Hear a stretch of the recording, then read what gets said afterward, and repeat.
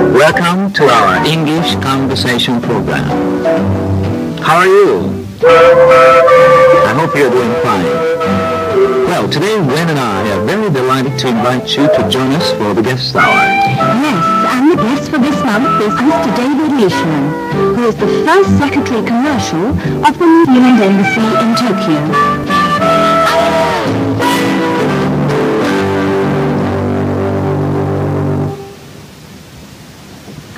Well, Mr. Leishman, it's so nice of you to come and talk to us today. I'm very pleased to be here to talk with you. Now, let me start off by asking about yourself, if you don't mind, Mr. Leishman. I mean, would you mind telling us about yourself, the place of birth, or school, university, etc., etc.? Well, I'm from New Zealand, and I was born in a very small place by Japanese standard with a population of less than 30,000. It's called Timaru. Mm-hmm. I spent most of my childhood in that city, and then I went to school there. Later shifted to a place called Christchurch, which no doubt many Japanese people have heard of. It's often referred to as the Garden City. Very beautiful city. I attended university in that city and later worked there. Mm-hmm. And then a further shift north into the North Island of New Zealand to Wellington, our capital city. And what did you study when you went to university? And what did you read? I studied economics and accounting. I must admit to not being very keen on accounting, but nevertheless it had a place in my degree. But there was no doubt that economics was the subject that I was interested in. And interestingly enough, one of the subjects that I studied was Japanese economic history. Had no relation, at that time there was no indication I'd be coming to Japan, but worked out quite well in the long run. But that's helped you a lot, I'm sure. Very much so, very much so. Yes. I understand you're first secretary commercial here, but can you tell us a little about what are the sort of things you do in specific terms? Yes, well, I'm a trade officer in the New Zealand Embassy in Tokyo. In fact, there are four of us. I have my boss is the Minister, Commercial, and I have a colleague who's also a first secretary, and we have an assistant, a second secretary, who is a Japanese language speaker. The job basically is to assist New Zealand exporters endeavouring to sell in Japan. We do this in many ways. The main thrusts are really in providing them with market research, and also if they visit Japan, we put them in contact with companies, and similarly if Japanese companies come to us seeking advice on New Zealand, we're very pleased to assist them in that thing. But it's very much a New Zealand export-orientated effort. Imports into New Zealand or exports from Japan take a lesser prominence in our activities in this office. And Mr. Leishman, are you also a trade commissioner as well? Yes, I have a double title, First Secretary Commercial and Trade Commissioner. Trade Commissioner is a title used more in the British Commonwealth. So where we're stationed in, London or Ottawa or Kuala Lumpur, we would use that title probably more frequently than we would First Secretary. And I know it's not so easy to generalize about, but could you brief us on the economic relationship between two countries, say, roughly? What's the basic pattern? Okay, in very general terms, New Zealand is basically supplying Japan with raw materials, foodstuffs, fish, forest products, and the like. And dairy products, we can't forget that. And from Japan we are buying, let's say, manufactured products, motor vehicles, electronics, steel, chemicals and the like. So it's probably a very complementary trade. And in the last 10 to 15 years, Japan has taken a lot of prominence in our trade. Prior to that, most of our trade was with the United Kingdom and Europe, but we've pulled right away from there. And now Japan has rapidly increased and is, I think, our third largest trading partner now. So it's a very important area for us. Yes, yes. Well, can we leave that for a moment and go back to talking about school and university, if you don't mind? Could I ask you just a little more about them? For example, is the school you went to a public school? In the sense, I mean in the private. Yes, private I understand. Sense, because we have a problem. Not in the British sense, yes. Yes, I went to a private school, a private school in the New Zealand sense, which is, in other words, not a state school. It was a very small school in Timaru. The number of pupils probably make you laugh, but it was about 180 when I was there. And it's a religious school. It was run by Roman Catholics. So that's where I spent all my school, in that one school called St Patrick. So the whole of your school... Sorry, a little bit misleading. We do have, in New Zealand, we have a primary system and a secondary. Yes. Now, the primary system, that's from age 5 through to about 11 or 12. Well, I was at a different school there. Yes. But then secondary school, which is from 11 or 12 through to 17, 18, I was at St Patrick. That's really nice, because it sounds rather like a very homely school. Well, it was very small, so all the teachers knew every pupil by first name, very friendly. Maybe the facilities weren't as good as the bigger schools. They have advantages and disadvantages, Yes, right. don't they, really, when you have very small I can't complain. I really enjoyed my school life. So. And Mr. Leishman, what about university here in Japan? It's very difficult to get into good schools and good universities, and is the situation the same in your country? Is it very difficult to go to university? Not quite the same, no. It's not as competitive as in Japan. Universities are open to everybody, and it's a free education, even through university for most people. So at your last year or second last year at secondary school, you sit an exam. If you pass that, it gives you automatic entry into university. We have, I think, 7 universities in New Zealand, and there is some competition, but not nearly to the same extent. Quite a high percentage of young people go to university. It's growing, I think, but it's, again, not as high as Japan. I couldn't give you a percentage, but it's not that high. I understand you once served as a chartered accountant for your government. Could you share some of your pleasant or difficult experiences with our listeners about this time? Yes, well, it was probably, how would I say, it was a very pleasant time for me, but it's a rather unusual job. What I was involved in was endeavouring, with not much success, mind you, to control prices of specific items. So that meant accounting itself, and I hope there's not too many accountants listening, I find a little boring. But this job gave me, it was a little wider than just, the old cliche of bookkeeping. But in controlling prices, it meant that I was going along to companies, commercial enterprises and that, and asking them to justify to me how they do their pricing and the like. So in a way, I was a little like a policeman. So often policemen are not very popular. So on certain occasions, we had some people who used to get a little bit upset when we appeared on the scene. And Wayne has just mentioned a chartered accountant, but I wonder if it's the same as, say, what they call a CPA in America? It's exactly the same. Probably your listeners will realise that we in New Zealand follow British English, basically. So many of our terms do come from the United Kingdom, particularly that, where we have chartered accountants. As I think in America it's certified public accountant. Same thing, but just a different name.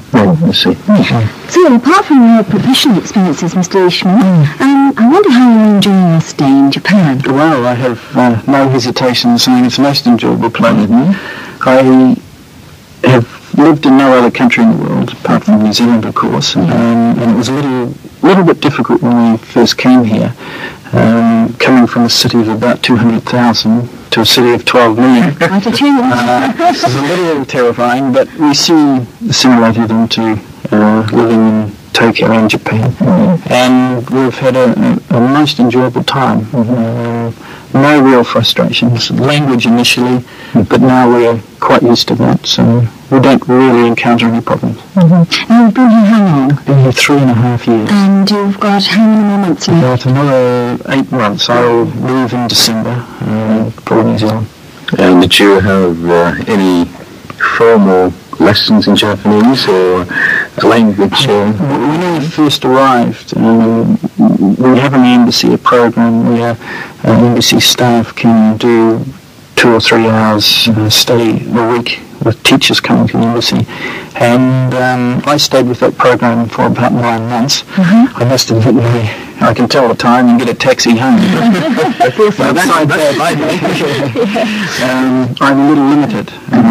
I think we've found, experience has shown us that unless you do it full time, it can be quite an uphill struggle. I agree with you there, yes.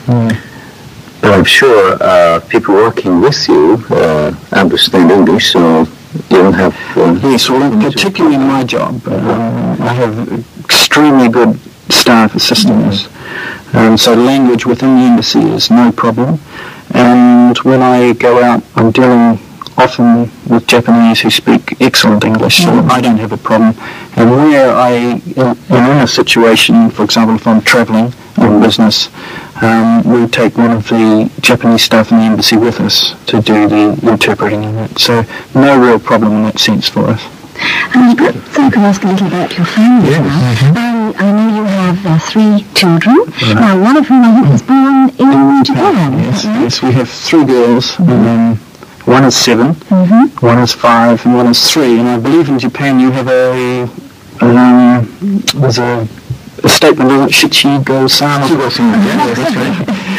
So our children very much fit that at this time. It's very easy to remember. Yes. 2 girls, 7, 5, and 3. Yes, but the 3-year-old was born in Japan. Not soon after. Does she speak a little Japanese? Well, she's very keen on Japanese television programs, and we find now she is singing all the theme songs from those television programs in Japanese. So we may find teachers of Japanese. Yes, in a few years' time. Doesn't that just show that it's good to start a language when you're... Yes, it's a little bit embarrassing when you're my age and you find your children are a little bit better than you are. Well, Mr. Leishman, are you interested in, say, any aspect of the Japanese culture, say, martial arts or arrangement or... My interest, I've been basically interested in Japanese woodblock prints. I'm no expert, I must hasten to add, but that has been one interest. And lately I've been endeavouring to learn a little bit about the Mitsuki, is it?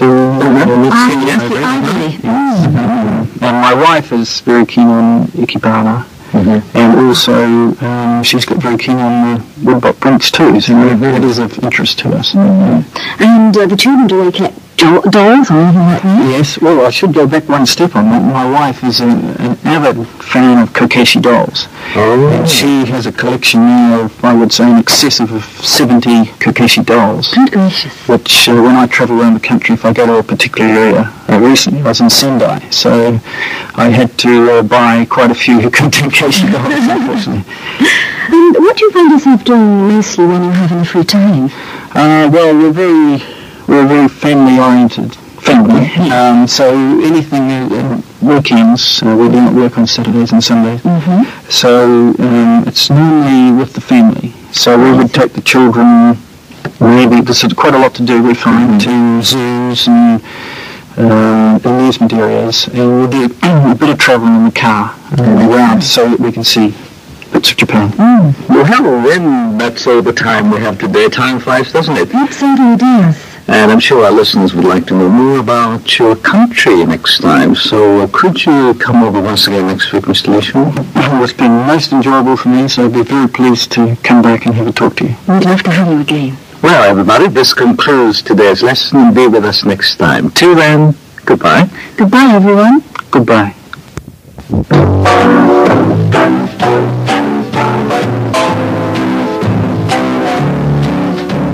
Hello, everyone. Welcome to our English conversation program. How are you? I hope you're all fine. Now it's our pleasure to be back to introduce Mr. David Leishman, the first Secretary Commercial of New Zealand Embassy here in Tokyo. Yes, and we'll be continuing our discussion on things of New Zealand, which we hope you'll enjoy.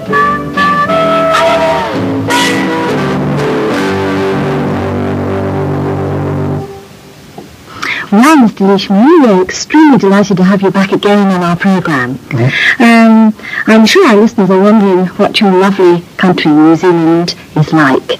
So could I ask you to tell us a general picture of your country in terms of its geography, economics, politics, etc.? Sure. When I start talking about New Zealand, I obviously get a little homesick, so I might be a little biased in what I say. But as far as to compare it with Japan, New Zealand is about 80% of the land size of Japan, so it's not much smaller. But the big difference relates to population. We've only got 3 million people, so the end result of that is that we have a fair bit of land available. Plenty of room for everyone. Plenty of room for everybody. The economy is basically foodstuff producing, agricultural. Our manufacturing industry is growing, but compared to Japan, very small scale. Politically, the country is very stable. We have what is effectively a conservative government. The government has been in power for many years, although for a couple of brief periods, 3 years each. It was not in power, so very, very stable in that situation. The people of New Zealand are basically European. They came from the United Kingdom, from Europe. There are Polynesians, known as Maori. They make up about 10% of the population. In fact, they were the first people to New Zealand, long before the Europeans came. Oh, really? And are there many Japanese tourists visiting your country in recent years? Well, the figures are increasing greatly. We have a tourist man actually in Tokyo, and he's always smiling these days. The big inducement is last year we started a direct air flight from Auckland to Tokyo in return. And the planes have been flying full, from what I'm aware. I believe that the attraction is that it's just somewhere different. Japanese are known as great travellers, they are, and many have been to Europe and to the United States, but not so many down south. And we're starting to attract quite a few. And I believe I've noticed in the papers recently about Golden Week that they mentioned Japanese travelling to Europe and to the United States, but they specifically mentioned the South Pacific and New Zealand as a destination. So that's very encouraging as far as we're concerned. So if somebody was thinking of visiting New Zealand, when would you say was the best time of year to go? Well, it's probably easier to say when it's not so good to go, and I think maybe the winter. Between maybe May and August, September is not as good, although there is one attraction that is skiing in that period. Excuse me, I just would like to make one point clear. And your winters or summers, isn't it? That's very puzzling. Yes, we're on the other side of down below, so we do everything in reverse, or as we like to think, you do everything in reverse. So our summer is during your winter, and our winter is during your summer, yes. So you have the two islands, North and South Island. Yes. I would always think of North Island as being the cold one, but of course North Island is the warm one. The North Island is the a bit warmer than the South Island. That's yes, right. yes. So you never expect to have White Christmas, but barbecue on the sand. Yes, well, we came to Japan and we hoped for a white Christmas, but I think the closest we got was one New Year's Day. There was snow, but we've never in our life had a white Christmas. What about the climate? Is it very moderate? It's very mild compared. It's similar to Japan, but somewhat mild. And the summer temperatures are around about the mid-20s, and winter temperatures down 5, 6, 7 degrees C. So yes, mild. Now, moving on from that, I wonder how your mode of life in New Zealand differs from, say, that of Japan or any other English-speaking countries. I think the easiest way to sum that up is to say that we live a very informal, outdoor existence. We're very I think, as a people, sports-minded.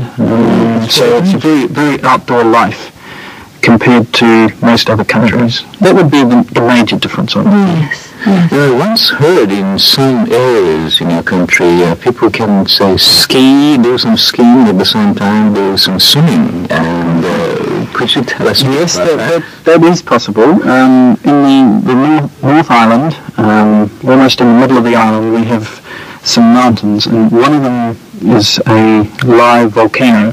And in the past, it's been known for people, they get up to the top of the mountain, they go for a swim in the hot water in the crater, and ski down.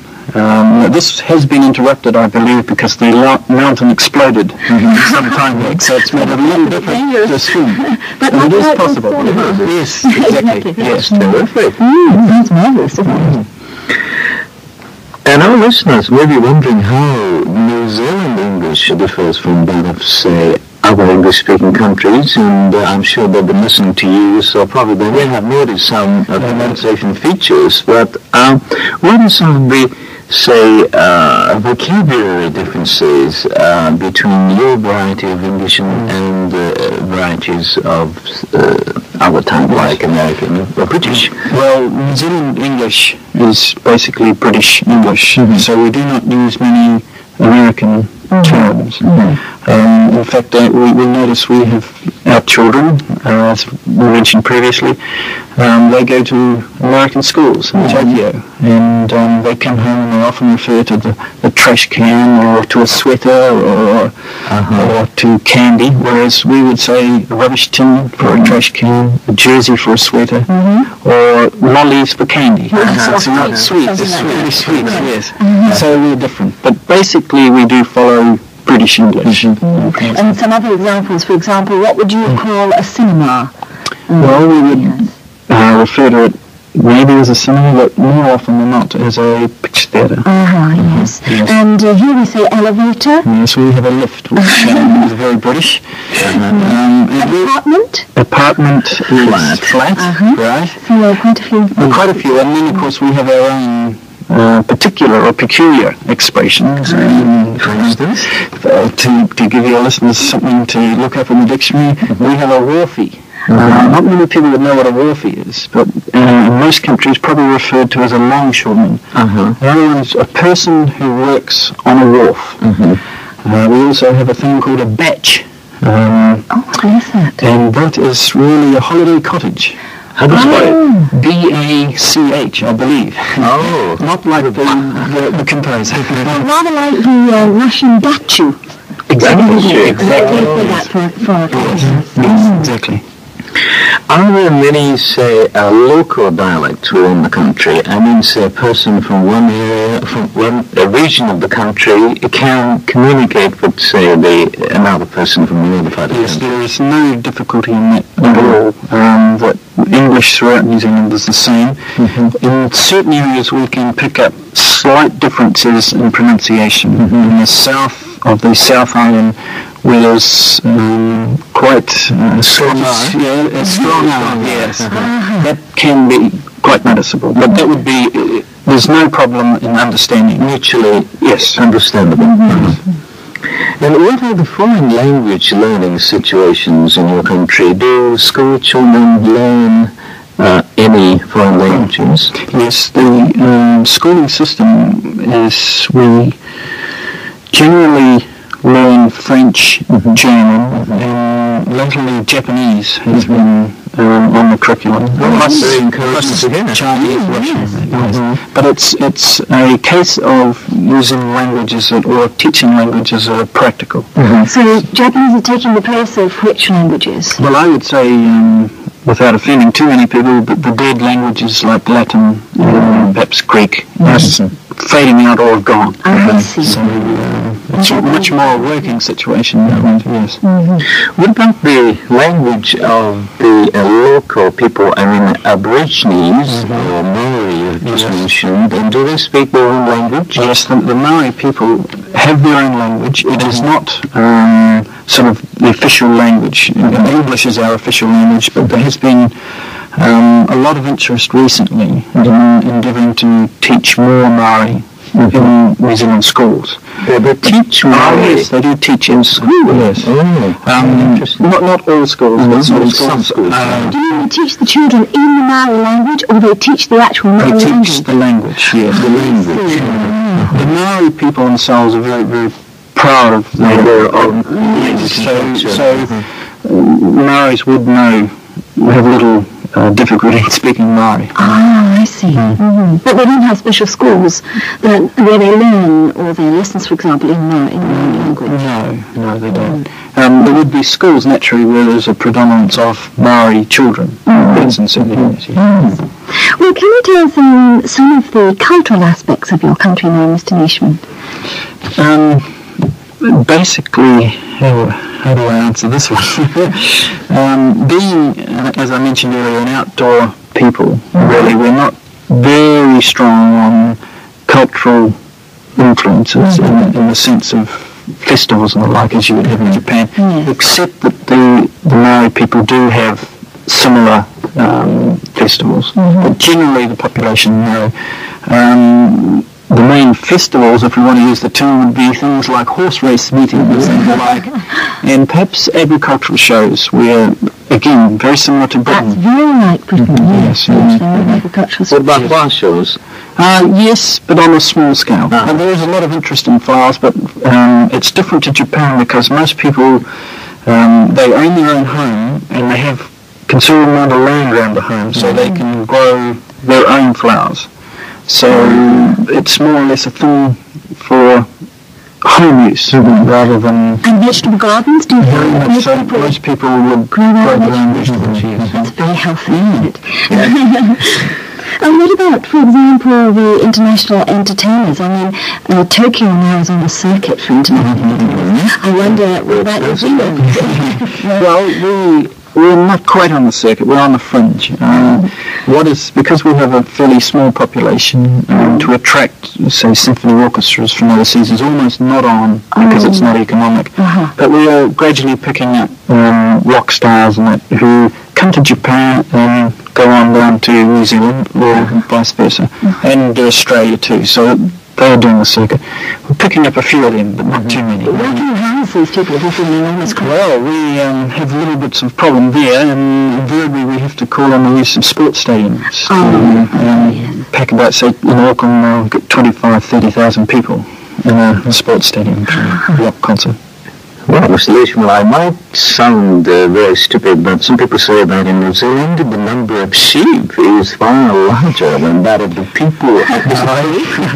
I don't think you're being very stupid at all. It's a statement that's often called out that we have 70 million sheep and 3 million people. So if you could look at it, each individual has quite a few sheep to himself.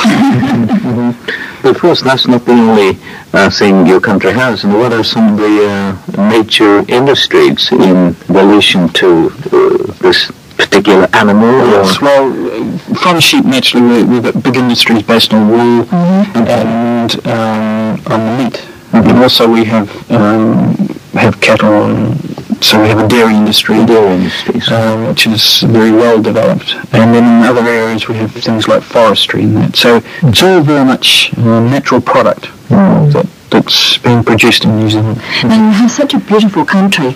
I'm wondering if you have any sort of organisations for the environmental protection. Do you need this kind of organisation? Yes, we have organisations very much involved in that because, again, reverting back to the outdoor life, we're very concerned to protect the environment. And so those organisations have quite a lot to say. Well, I'm afraid that's all the time we have today, Wayne. And Mr. Leishman, thank you very much indeed for being with us, and I certainly hope we have another chance to. It's been a great pleasure for me to come along and talk to you. Thank you. Thank you. Goodbye. Goodbye. That's all for today. Goodbye. 担当は東後勝明先生。お相手はウン・オーブリーさん。ゲストはデイビッド・ジェームズ・リーシュマンさんでした。英語会話を終わります。